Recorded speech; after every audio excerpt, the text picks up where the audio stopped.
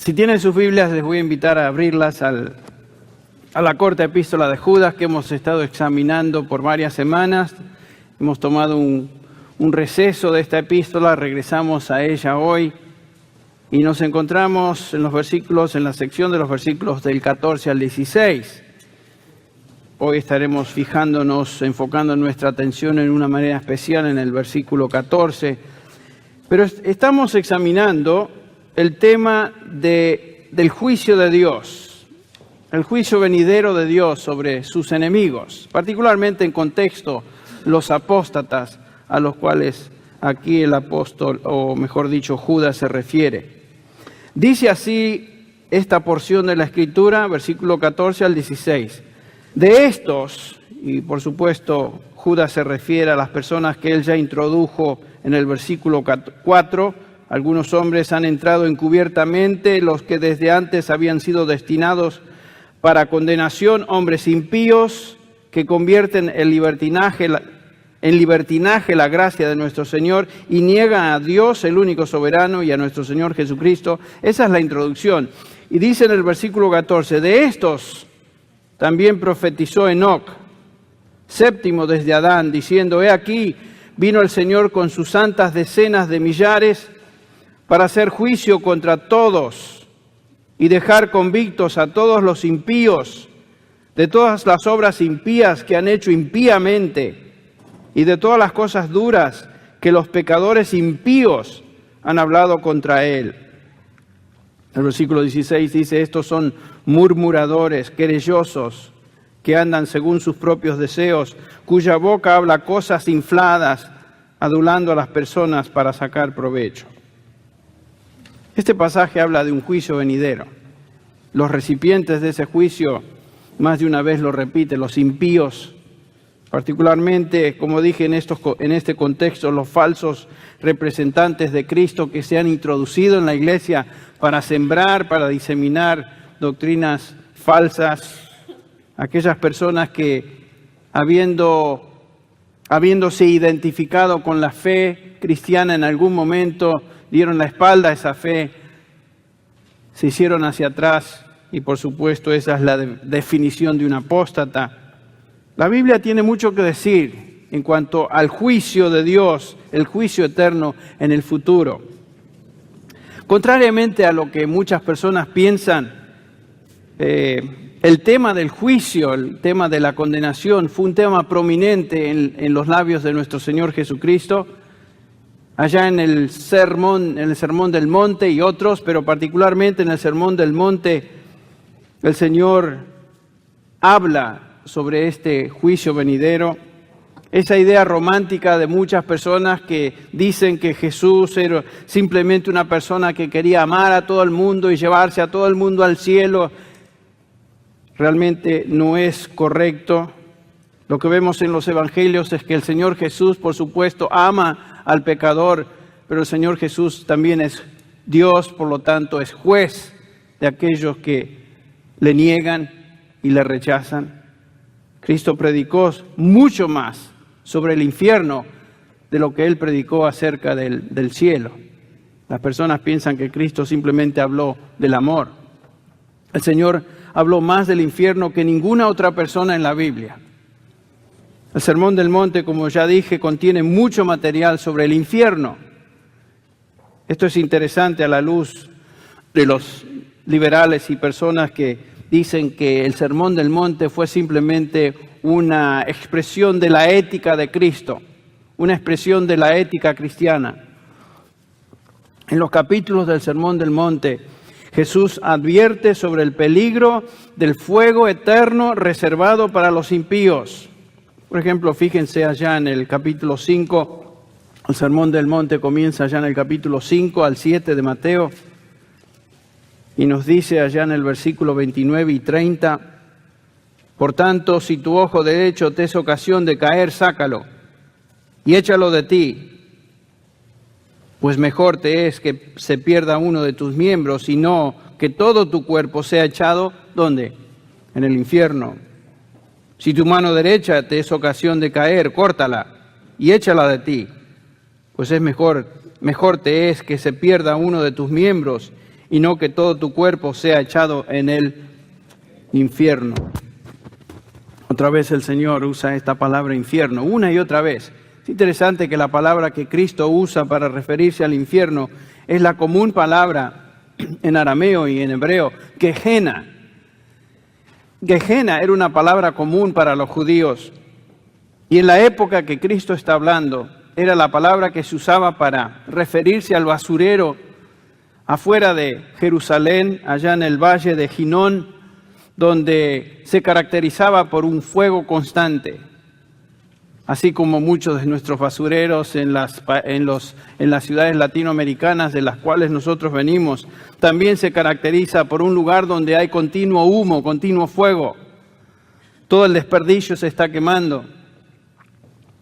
Basura, toda la basura que allí se arroja se estaba continuamente consumiendo por ese fuego. Este es el concepto que Jesús enseña sobre el infierno, un lugar de fuego continuo. Por supuesto, de indescriptible dolor y tormento. El infierno no es simplemente un mito, el infierno es un lugar real. Es un lugar que la Biblia describe con términos muy, muy gráficos. En este Sermón del Monte Jesús dice que todo árbol que no da buen fruto va a ser arrojado ¿dónde? En el fuego. También dijo que todos aquellos que no creen en Él serán arrojados en un lugar de tormento eterno donde hay lloro, dice, y crujir de dientes. Lloro y crujir de dientes. Hablando a sus discípulos, el Señor les dice, no temáis los que matan el cuerpo. Y la razón que no deben temer es porque no pueden tocar, ¿qué? El alma. Temed más bien a aquel que puede destruir el alma, dijo Jesús, y el cuerpo en el infierno, otra vez la palabra Gehenna. El Señor Jesús también habló del infierno en sus parábolas. En el capítulo 13 de Mateo, por ejemplo, los versículos 40 al 43 dice, temerán a que como se arranca la cizaña y se quema en el fuego, así será en el fin de este siglo. Enviará el Hijo del Hombre a sus ángeles y recogerán de su reino a todos los que sirven de tropiezo y a los que hacen iniquidad, los impíos, y los echarán en el horno de fuego. Y otra vez repite, allí será el lloro y el crujir de dientes.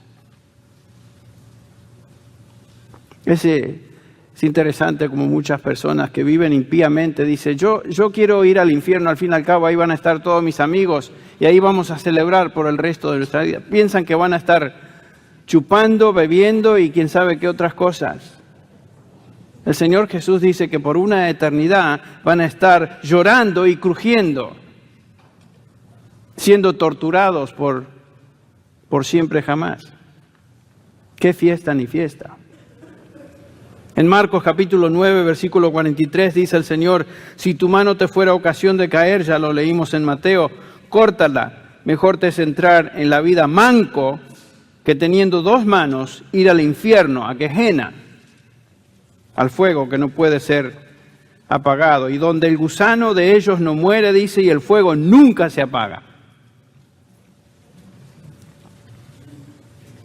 Un lugar de intensísimo calor, un lugar de tormento, un lugar donde el gusano de ellos no muere, dice, y el fuego nunca se apaga. Aquí también la palabra infierno es Gehenna, un lugar de fuego eterno, de tortura, pero que no consume. Tortura continua que no consume. Noten eso. El fuego es continuo, es eterno, pero no consume, sino que simplemente tortura a las personas que se encuentran ahí. En el Mateo 25, el versículo 43 creo que es, dice, apartaos de mí, dice el Señor, malditos al fuego eterno, preparado ¿para quién? Para el diablo y sus ángeles.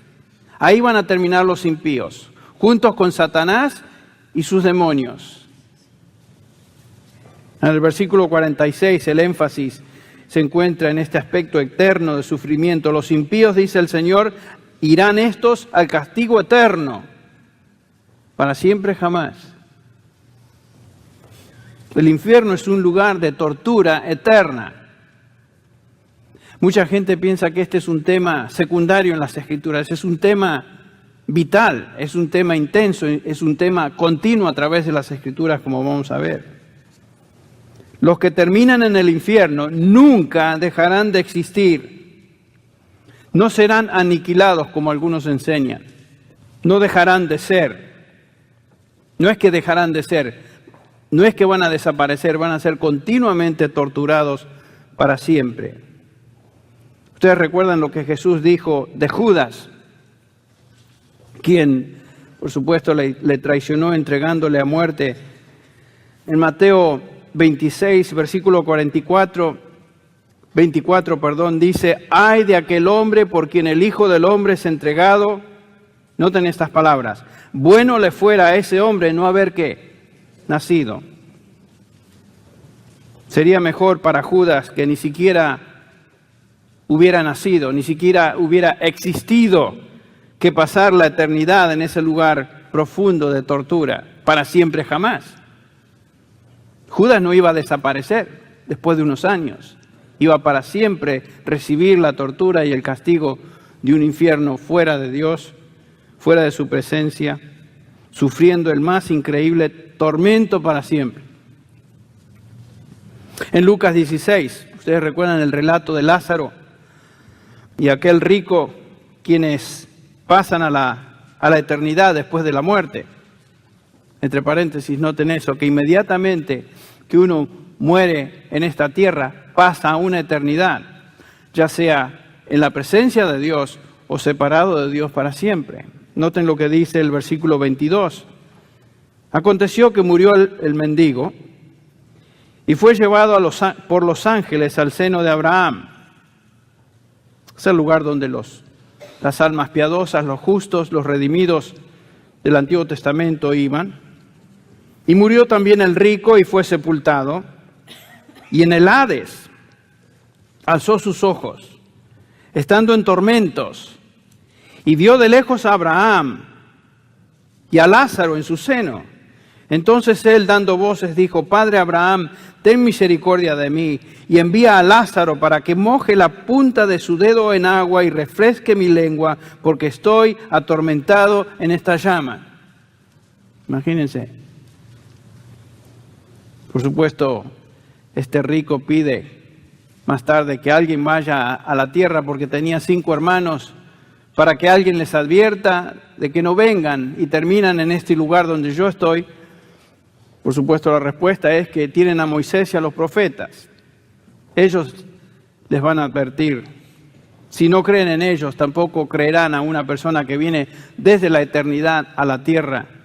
La persona que está cegada, rechaza a Dios, está endurecida, ni siquiera si un ángel se le presenta, llegarán a creer. Pero noten que esta es una descripción de tormento eterno que le espera a todos los que se pierden. ¿Cuántos de ustedes pudieron ver el programa esta semana anterior? Creo que fue el jueves, de Larry King, donde nuestro pastor MacArthur estuvo junto a otros expertos religiosos y hasta una atea en el foro. Lo que me llamó la atención, todos comparten de su ignorancia, ninguno tiene ninguna autoridad para decir lo que dicen, pero la atea decía que cuando ella muera, lo que ella cree, como todo ateo, es que ahí se acabó todo.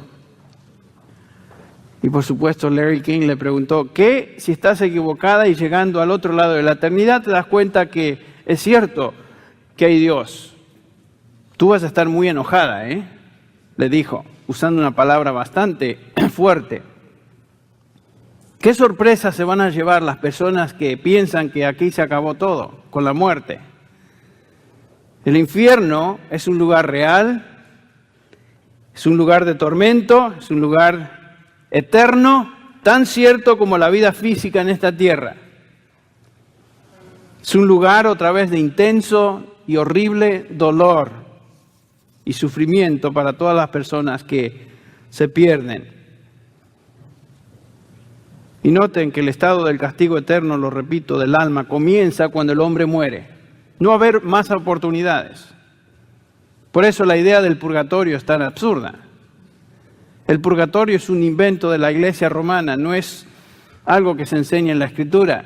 No es que tú pasas de aquí, de esta vida, a un lugar llamado purgatorio donde pueden rezar por ti, hacer misas por ti, y si tienen suficiente dinero y palanca en la iglesia, pueden sacarte de ahí y pasas a un lugar que se llama ahora sí el cielo. ¡Qué ridículo!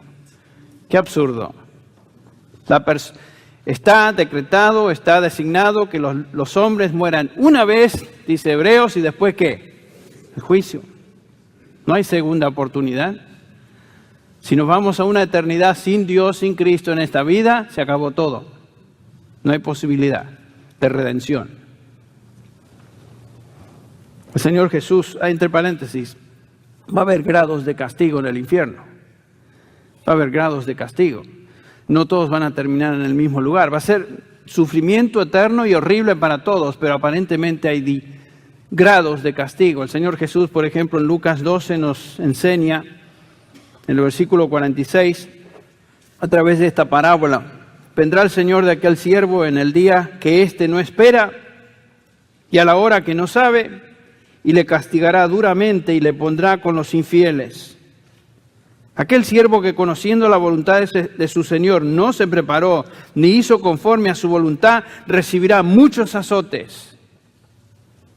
Mas el que sin conocerla hizo cosas dignas de azotes, será azotado poco, porque a todo aquel a quien se haya dado mucho, mucho se le demandará, y al que mucho se le haya confiado, más se le pedirá. Por eso es que es tan importante reconocer lo que Judas está diciendo. Los apóstatas, los que conocieron la verdad y se apartan de esa verdad, rechazan a Dios y le dan las espaldas, recibirán un castigo mayor. Estos apóstatas terminarán, como dice allá Judas, para los cuales está reservada eternamente la oscuridad de las tinieblas, el versículo 13. Una y otra vez, entonces, el Nuevo Testamento nos habla del infierno y castigo eterno que le espera a los hombres que no conocen a Dios. El Señor regresará para juzgar a los hombres y darle la recompensa de su pecado, lo que hicieron sobre esta vida. Y esa recompensa es castigo eterno. Hay muchos pasajes, no tenemos tiempo de cubrirlos, pero uno de los pasajes más, tal vez diríamos, aterradores del Nuevo Testamento se encuentra en 2 Tesalonicenses 1, cuando Pablo nos describe este juicio que viene sobre los impíos. Dice el versículo 5, esto es demostración del justo juicio de Dios, para que seáis tenidos por dignos del reino de Dios, por el cual asimismo padecéis, porque es justo delante de Dios pagar con tribulación a los que os atribulan, y a vosotros que sois atribulados, daros reposo con nosotros. ¿Cuándo? Cuando se manifieste, escuche bien, el Señor Jesús desde el cielo, con los ángeles de su poder, en llama de fuego, para dar retribución a los que no conocieron a Dios, ni obedecen al Evangelio de nuestro Señor Jesucristo, los cuales sufrirán pena de eterna perdición. El Señor Jesús viene otra vez. Y viene no para salvar, no viene para redimir, no viene para morir en la cruz como sustituto del pecador. El Señor ahora viene como juez del universo. Eso es lo que nos habla el libro de Apocalipsis, y hay varios pasajes, pero en el capítulo 19, el versículo 11, por ejemplo, que nos describe esta tremenda segunda venida del Señor Jesucristo para juzgar, dice así: entonces vi el cielo abierto, lo mismo que dice Pablo, y he aquí un caballo blanco, y el que lo montaba se llamaba Fiel y Verdadero, y con justicia juzga y pelea. Sus ojos eran como grande llama de fuego, y había en su cabeza muchas diademas, y tenía un nombre escrito que ninguno conocía sino él mismo. Estaba vestido de una ropa teñida de sangre, y su nombre es el Verbo de Dios.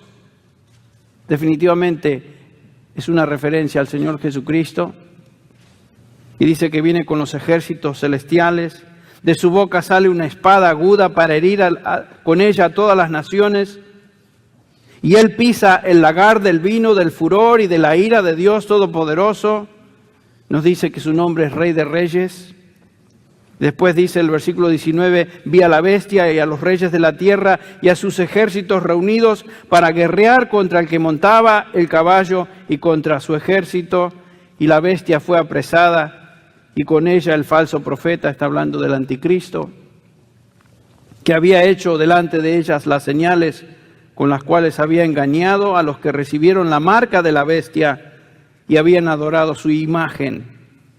Y noten, todos estos dos fueron lanzados vivos dentro de un lago de fuego que arde con azufre. Este es el lugar, el lago de fuego reservado para Satanás y sus demonios y reservado para los impíos. Fíjense en qué compañía van a estar las personas.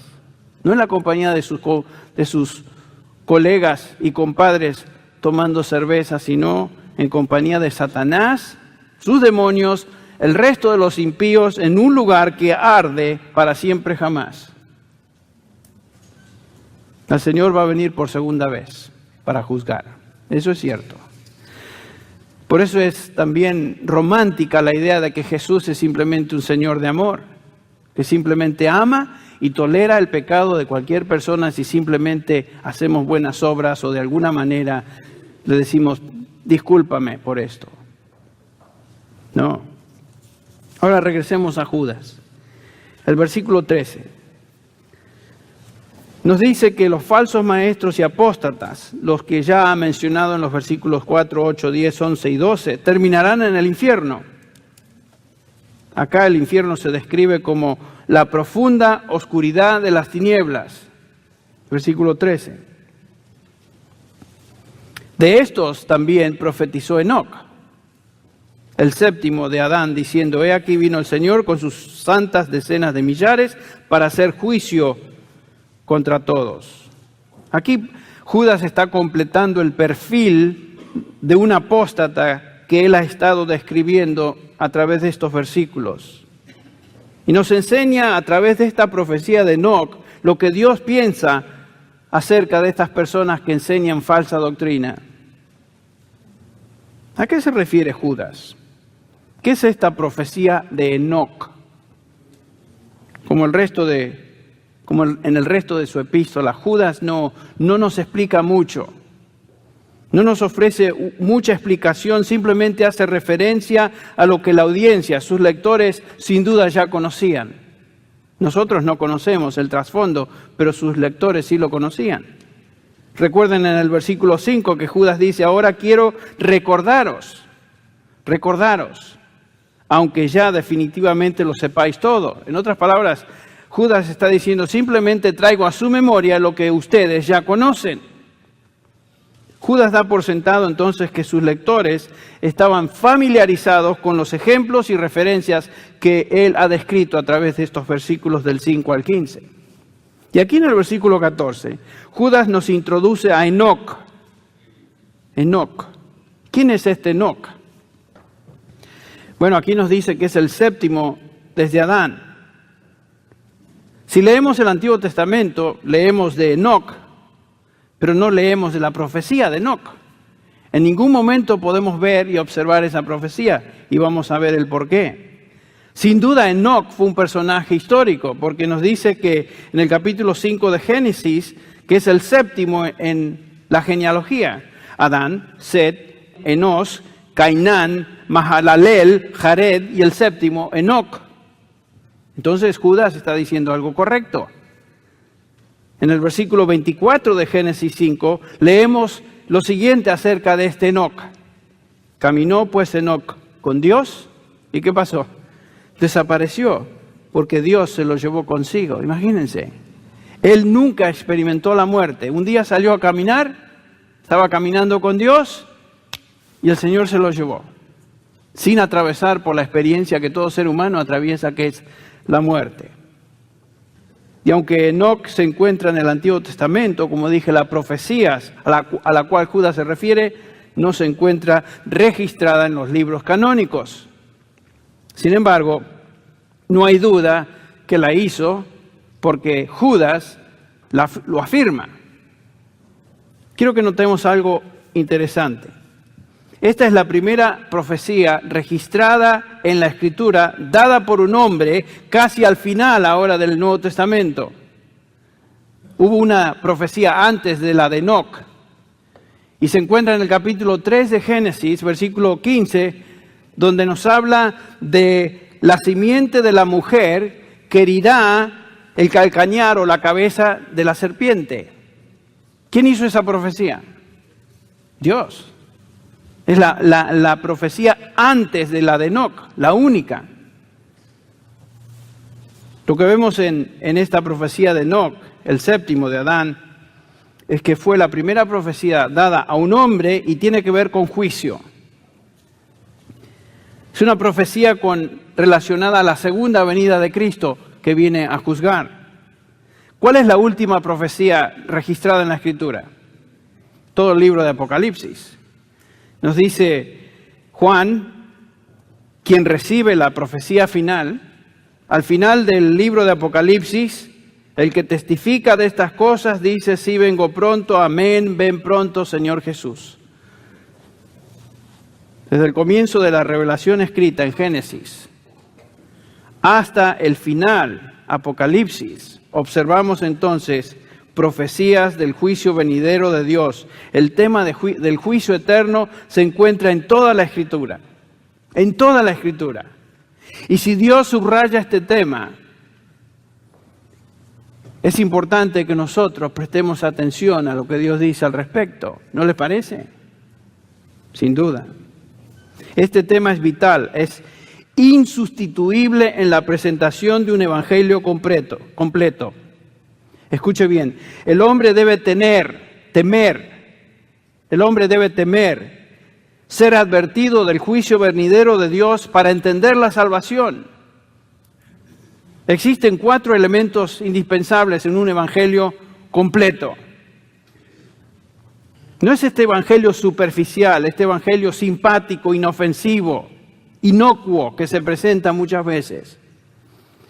Una persona para ser salva debe entender 4 cosas, o debe hacer 4 cosas. En primer lugar, debe entender el temor del infierno venidero. Si alguien va a recibir salvación, primero tiene que entender de qué está siendo salvo. Está siendo salvo de un infierno eterno fuera de la presencia de Dios. El hombre sin Dios se encuentra al borde de un abismo. A mí me da mucho temor cuando estoy al borde de un abismo. Recuerdo estar al borde de unas cataratas y me da temor, me da cierto pánico. Eso es a nivel físico.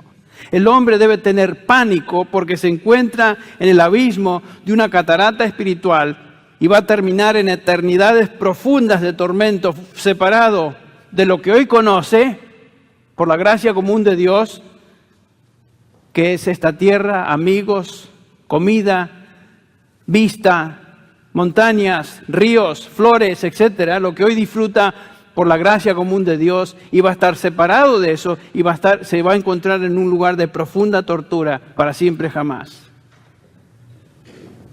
Cuando hablamos del infierno tenemos que tener mucho cuidado. El hombre tiene que entender, tiene que tener temor de Dios, tiene que tener temor de lo que viene. En segundo lugar, para ser salvo una persona debe venir a Dios con una actitud humilde. No solo debo temer el infierno al cual voy a menos que Dios me salve, sino que debo reconocer mi absoluta bancarrota y pobreza espiritual. Soy incapaz de experimentar salvación a menos que venga a Dios con humildad. Por eso en las bienaventuranzas tenemos el capítulo 5 de Mateo, versículo 3, donde el Señor Jesús nos habla de los pobres en espíritu, porque de ellos es el reino de los cielos. ¿Quiénes son los pobres en espíritu? Los que se reconocen absolutamente pobres, incapaces de dar o obtener algo para que Dios los reciba. En tercer lugar, un hombre debe venir a Dios con contrición y arrepentimiento. Debe venir a Dios con una actitud, la actitud que demostraba el publicano allá en el capítulo 18 de Lucas, que hemos mencionado más de una vez, cuando el publicano ni siquiera se atrevía a levantar sus ojos a Dios o hacia el cielo, sino que se golpeaba el pecho y decía, sé propicio a mí, ¿qué? Pecador. Ese es el tercer elemento. Debe entender lo que es arrepentirse de sus pecados. Finalmente, entonces, un pecador debe creer en Cristo Jesús. Debe poner su fe en Cristo. Cree en el Señor Jesucristo, le dijo Pablo al carcelero, ¿y qué pasará? Será salvo. Pero ¿saben qué? Antes de creer en Cristo, uno tiene que saber quién es Jesús. ¿De qué va a ser salvo uno? ¿Cómo puedo ser salvo?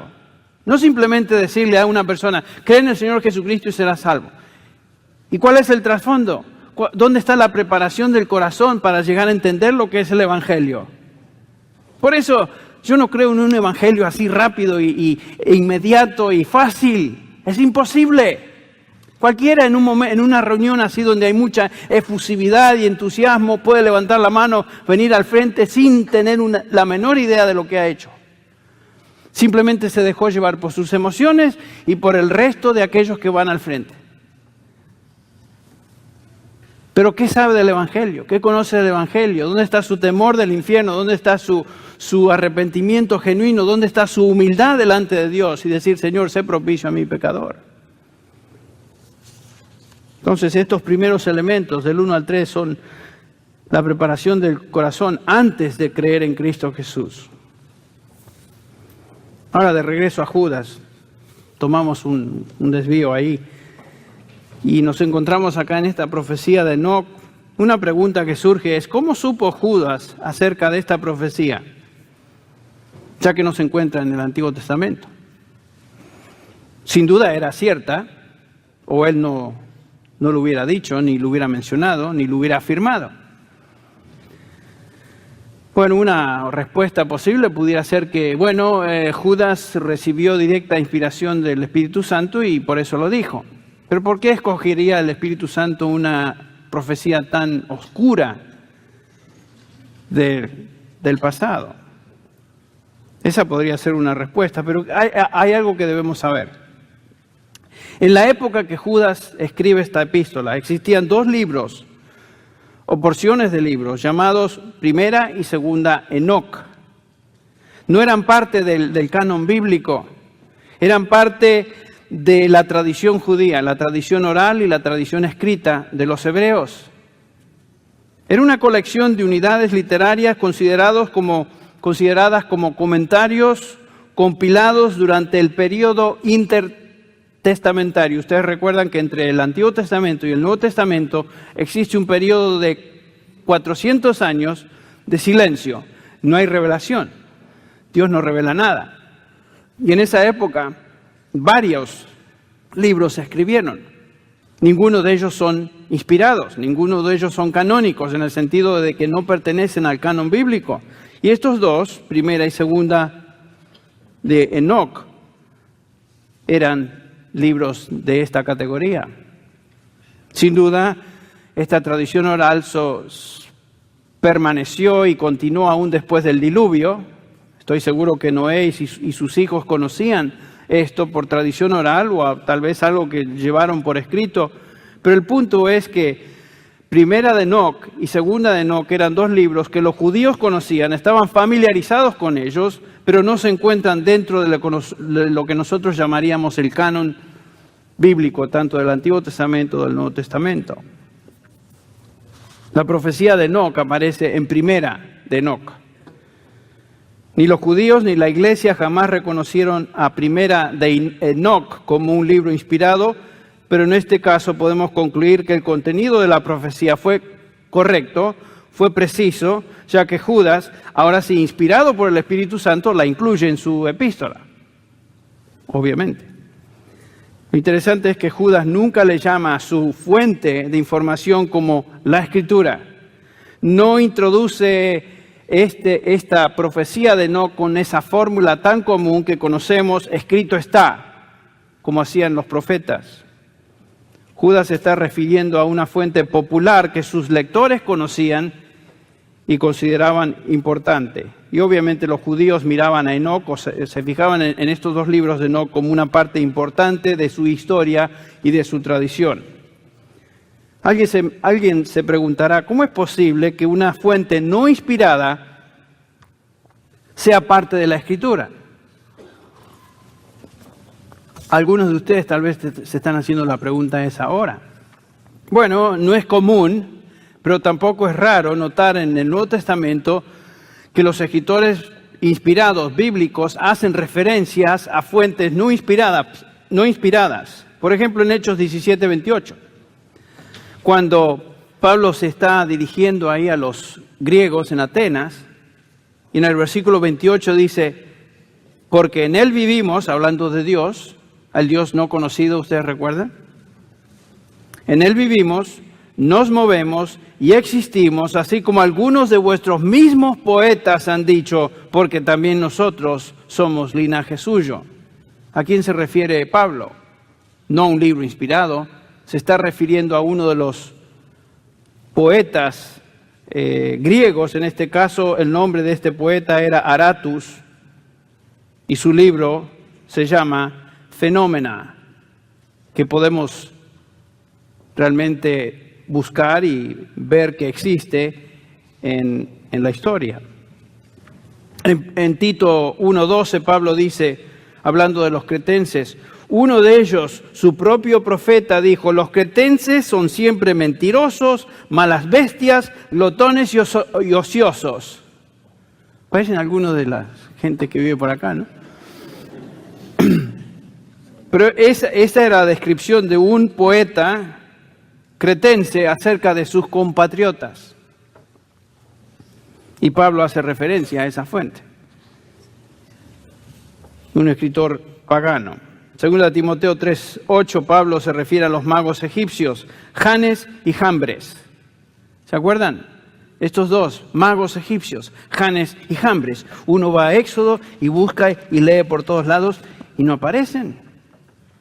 ¿De dónde sacó Pablo estos nombres, Janes y Jambres? Bueno, se encuentran no en el Pentateuco, sino en la tradición judía. Eran nombres conocidos para los judíos como parte de su tradición oral o escrita. Obviamente todas estas son ilustraciones de fuentes no inspiradas que se encuentran citadas por autores sí inspirados.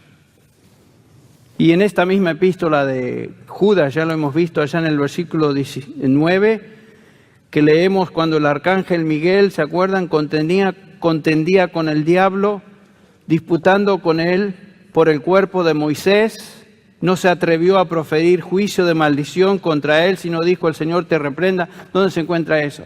Bueno, no se encuentra en el Antiguo Testamento, se encuentra otra vez en la tradición judía, particularmente en un libro apócrifo llamado La Asunción de Moisés.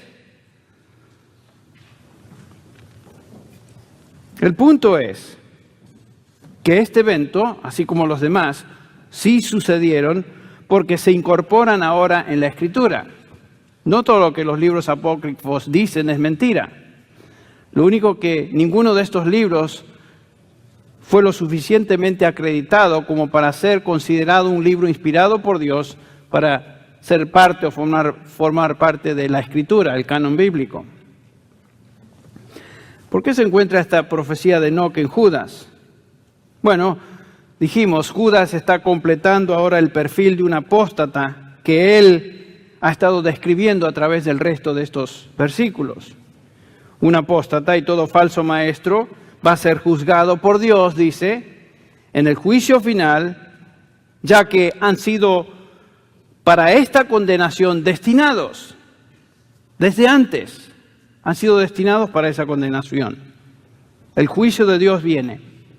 Y el juicio de Dios es un tema absolutamente vital en las Escrituras. Realmente no podemos entender la gracia de Dios en la salvación si no entendemos la ira de Dios en su juicio y de qué Él nos está salvando. Dios es paciente, Dios es misericordioso, pero su paciencia se agota y se acaba. Y algún día no va a haber ya más oportunidad. Algún día su ira se hará manifiesta con todo su furor. Y no habrá más posibilidad de arrepentimiento de profesión, de decir, Señor, perdóname, porque cuando el Señor venga por segunda vez, el Señor Jesús va a venir para juzgar. Si eres creyente, la mayoría de nosotros somos, nuestra respuesta debe ser, Señor, gracias por esta verdad. Y ayúdame, Señor, a trabajar en mi salvación con temor y temblor, sabiendo que tú eres el que me está llevando a hacerlo. Pero si tú no conoces a Cristo, si tú no eres del Señor, la Biblia te describe como un hijo de ira. La ira de Dios está en camino. Y a menos que te arrepientas de tus pecados y creas que Jesucristo es quien vino a pagar en la cruz del Calvario por tu pecado, tú te terminarás enfrentándote a ese juicio final. Por eso es que yo te estoy rogando esta mañana que vengas al Señor, que te postres delante de Él, que te arrepientas de tus pecados. Y tal vez lo mejor que podemos hacer es simplemente recordar las palabras de Pablo en Hechos 17:30, cuando dice, pero Dios, escuche bien, habiendo pasado por alto los tiempos de esta ignorancia, ahora manda a todos los hombres en todo lugar que se arrepientan. Por cuanto ha establecido un día, ahí viene, un día en el cual Él juzgará al mundo con justicia por aquel varón a quien designó, dando fe a todos con haberle levantado de los muertos. ¿Quién es ese varón? El Señor Jesucristo. Fíjate, Dios manda a todos los hombres a que se arrepientan, porque va a venir el día cuando van a ser juzgados, donde ya no hay más oportunidad. Hoy es el día de salvación, dice la Escritura. Y si escuchas hoy su voz, no endurezcas tu corazón. Vamos a orar. Te agradecemos, Padre, en esta mañana por un tema horrible desde el punto de vista de las personas que van a experimentar este juicio. Un tema real, un tema cierto, un tema verdadero, un tema vital. Señor, el pecador, el impío que no se arrepiente, terminará siendo juzgado por ti. Eso es lo que tú nos enseñas en tu palabra. Lo creemos. Y Señor, pedimos que en esta mañana, de alguna manera, tú toques el corazón, el espíritu, el alma, la mente, la conciencia de personas que aún no te conocen. Salva a pecadores hoy. Y Señor, si hay aquellos que ya te conocemos, Señor, ayúdanos a ver este tema como algo que nos debe dar temor y temblor también. Éramos hijos de ira, lo mismo que los demás. Y por gracia hemos sido redimidos. Y tú nos diste vida en Cristo Jesús. Señor, ayúdanos